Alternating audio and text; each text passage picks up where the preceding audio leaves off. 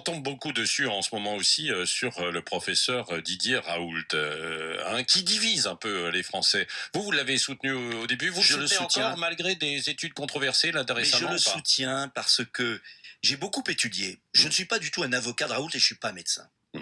Simplement, je trouve ahurissant que dans notre pays, on ait bloqué la liberté de prescription médicale, tout fait pour déconsidérer un traitement qui, d'après énormément de témoignages, que ce soit en France ou à l'étranger, fonctionne.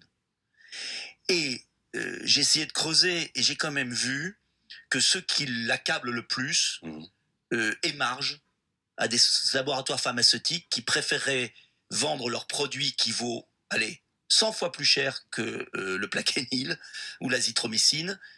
Et donc, je ne suis pas complotiste du tout, mais je m'interroge. Ouais. Je m'interroge quand je vois des lobbies, des groupes d'intérêt, à ce point accabler le docteur Raoult.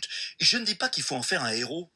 Simplement, quand on voit à Marseille qu'il y a beaucoup moins de morts dans son hôpital et surtout qu'il prend en amont les choses, et quand je vois que son médicament est appliqué au Maroc, en Israël, en Russie, aux États-Unis, partout dans le monde, pas de manière systématique. Il ne s'agit pas de dire Ouais. bourrez-vous de Plaquenil et c'est génial. Il s'agit simplement de voir qu'est-ce qui marche, qu'est-ce qui ne marche pas. Or, les faits montrent qu'aujourd'hui, c'est le seul traitement qui a permis de bloquer la charge virale, notamment au début. Or, Oui. Oui, c'est ça, parce que les études, toutes les effectivement. études, Oui, non mais oui, soyons précis, oui.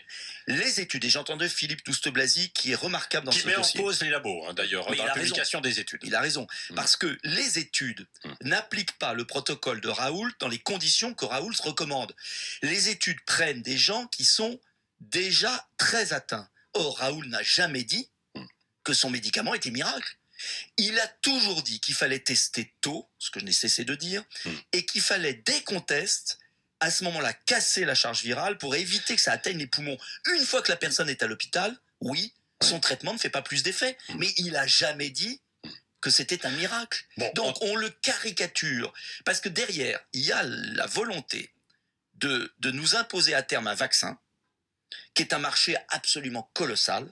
Imaginez que le traitement du professeur Raoult évite aux gens d'être malades. Bah, c'est quand même gênant pour une certaine année. D'abord, ils ont voulu nous mettre leur antiviraux, Remdesivir et tout, puis là, les études se sont plantées lamentablement. Vous vous souvenez de Discovery est une miracle. Madame Lacombe, qui était à côté du Premier ministre, docteur Lacombe. Vous avez vu la fiche de conflit d'intérêt du docteur Lacombe? Allez la lire. Oui. Le mot de la fin avec